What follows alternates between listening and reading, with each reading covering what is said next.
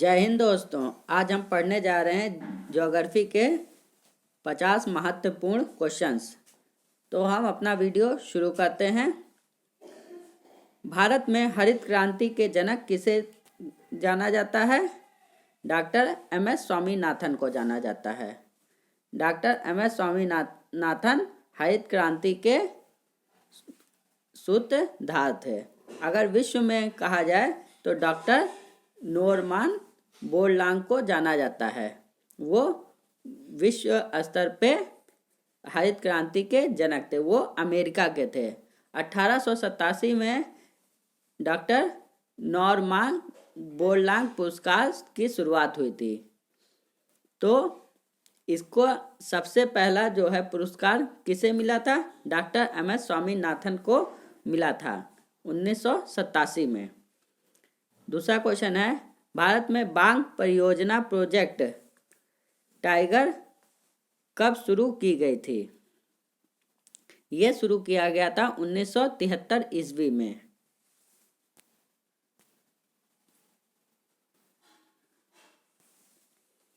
किसी प्रदेश की कुल जनसंख्या तथा कुल किसी क्षेत्र का अनुपात क्या कहलाता है? कारिक घनत्व कहलाता है। पश्चिमी गोलार्ध में स्थित जनसंख्या की दृष्टि से सबसे बड़ा देश कौन सा है? संयुक्त राज्य अमेरिका। संयुक्त राज्य अमेरिका पश्चिमी देशों में सबसे ज़्यादा इसकी जनसंख्या है। यहाँ की जनसंख्या लगभग 33 करोड़ है। और विश्व में सबसे ज़्यादा जनसंख्या चाइना की है, जो कि अब भारत उसे सरपास कर गया है। इस समय कुछ एजेंसियों के मुकाबले के अनुसार, यूएन के अनुसार सबसे ज़्यादा जनसंख्या भारत की है और दूसरे नंबर पे चाइना की है। अब कुछ आंकड़ों में इसे बताया जा रहा है कि अप्रैल के बाद भारत सबसे ज़्यादा आबादी वाला देश बन जाएगा।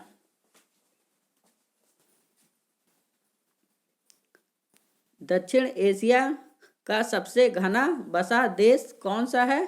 बांग्लादेश। बांग्लादेश में घनत्व तो सबसे ज़्यादा है।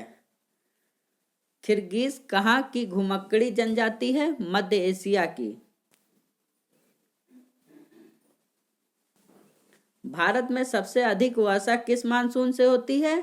दक्षिणी पश्चिमी मानसून से होती है। भारत में सबसे अधिक वर्षा कहाँ होती है? मासिनराम। ये कहाँ है? मेघालय में है। मेघालय के मासिनराम में सबसे ज़्यादा वर्षा होती है। लगभग 1100 mm वर्षा होती है। दलदली एवं ज्वार भाटा वाले क्षेत्रों में पाए जाने वाले वनों को क्या कहते हैं? Mangrove one.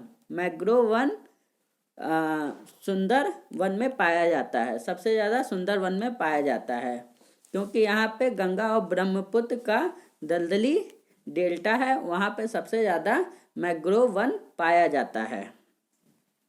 और गुजरात के कच्छ क्षेत्र में भी मैंग्रोव वन पाए जाते हैं।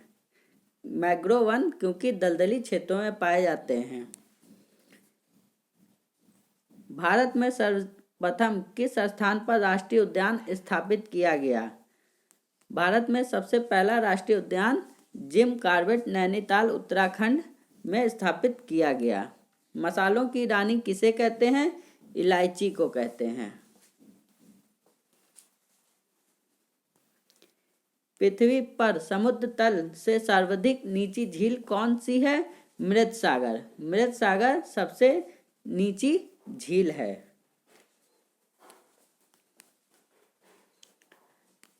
और सबसे गहरी झील कहे अगर तो बैकाल झील सबसे गहरी है। एंजिल जलप्रपात किस नदी पर स्थित है? ओरिनोको नदी पर। रबड़ किस प्राकृतिक प्रदेश की उपज है? विषुवतीय प्रदेश की। भारत में किस राज्य को टाइगर राज्य के नाम से जाना जाता है? मध्य प्रदेश को।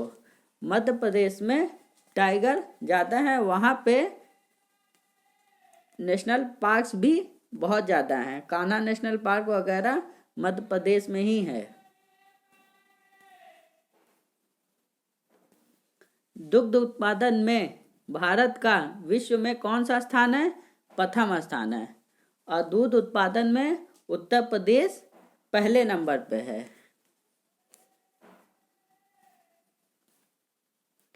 रबी की फसल कौन सी है? गेहूं, चना, मटर, जौ, सरसों, आलू, ये सब रबी की फसलें हैं जो कि नवंबर में बोई जाती हैं और अप्रैल तक का काट ली जाती हैं। गेहूं नवंबर में बोया जाएगा और अप्रैल तक का इसकी कटाई हो जाती है, और जो भी फसलें हैं इसके बीच में ही बोई जाती हैं और काटी जाती हैं। जायद की फसल कौन सी होती है? जायद की फसल होती है खरबूजा, खीरा, ककड़ी आदि।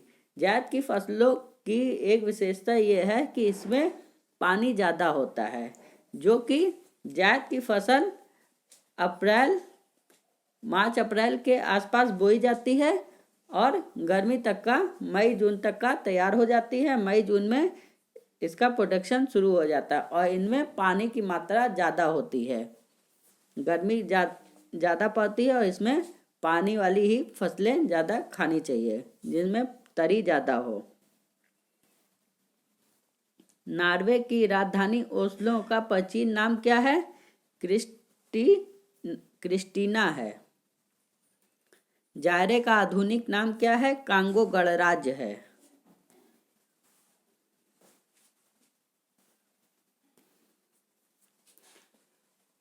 बोत्सवाना का प्राचीन नाम क्या है? बेंचुआना लैंड। बेंचुआना लैंड। किस देश का प्राचीन नाम का रसोमा है? ताइवान। किस देश का प्राचीन नाम रसोमा है? ताइवान। ताइवान का प्राचीन नाम रसोमा है। एशिया का प्रवेश द्वार कौन सा देश कहलाता है? तुर्की। तुर्की एशिया का प्रवेश द्वार कहलाता है। तुर्की का कुछ हिस्सा यूरोप में लगता है और कुछ हिस्सा आपका एशिया में लगता है। नकदी की फसल कौन सी है? गन्ना, रबड़, तंबाकू, कपास, सूरजमुखी आदि, ये सब नकदी फसलें हैं। नकदी फसल उन्हें कहते हैं जो व्यापारिक फसलें होती हैं, उन्हें नकदी फसल कहा जाता है। इनसे धन ज़्यादा मिलता है, इन फसलों का रेट ज़्यादा मिलता है। गन्ना, रबड़, तंबाकू, ये सब से काफ़ी सारी चीज़ें बनाई जाती हैं। जैसे गन्ने से शराब वगैरह भी बनती है, चीनी वगैरह बनती है। रबड़ से तो बहुत सारी चीज़ें बनती हैं रबड़ की। तंबाकू की फसलें भी नकदी फसल कहलाती हैं। कपास ऊन होता है, इससे बहुत सारे स्वेटर वगैरह हर एक चीज़, रजाई कंबल वगैरह बनता है। और सूरजमुखी का तेल निकलता है और इसके फूल बहुत महंगे बिकते हैं। और ये सारी नकदी फसलें कहलाती हैं।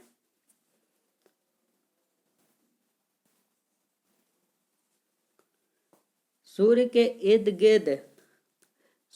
गिर्द एक परिक्रमा में कौन सा ग्रह सबसे अधिक समय लेता है? नेपच्यून ग्रह सबसे ज़्यादा समय लेता है। इसको हिंदी में वरुण ग्रह भी कहते हैं, क्योंकि ये सबसे दूर है, सूर्य से सबसे दूर है, इसीलिए इसको परिक्रमा करने में सबसे ज़्यादा टाइम लगता है। और सबसे कम समय में परिक्रमा बुध करता है, क्योंकि वो सबसे पास का ग्रह है। सौर मंडल में क्षुद्र ग्रह छोटे खगोलीय पिंड हैं, वे किन दो ग्रहों के मध्य पाए जाते हैं? मंगल और बृहस्पति के मध्य क्षुद्र ग्रह पाए जाते हैं। यहाँ पे बहुत सारे छोटे छोटे खगोलीय पिंड पाए जाते हैं जिन्हें क्षुद्र ग्रह कहते हैं।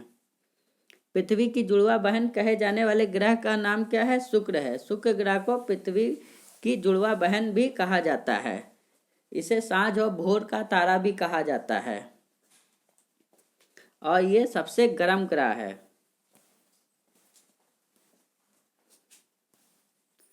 तारों के मध्य दूरी ज्ञात करने की इकाई कौन सी है? प्रकाशवर्ष तारों के मध्य दूरी ज्ञात करने की इकाई है। सबसे भारी ग्रह कौन सा है? बृहस्पति है। बृहस्पति सबसे बड़ा ग्रह है। और इसी का सबसे बड़ा उपग्रह गैनीमेड है। गैनीमेड सबसे बड़ा उपग्रह भी बृहस्पति का ही है। भारत की प्रमुख खाद्य फसल कौन सी है? चावल। चावल भारत की प्रमुख खाद्य फसल है। ये पूरे भारत भर में लगभग हर जगह बोई जाती है। भारत में दुग्ध उत्पादन से संबंधित ऑपरेशन फ्लड का जनक किसे कहा जाता है? ऑपरेशन फ्लड के जनक कौन थे? डॉक्टर वर्गीस कुरियन थे।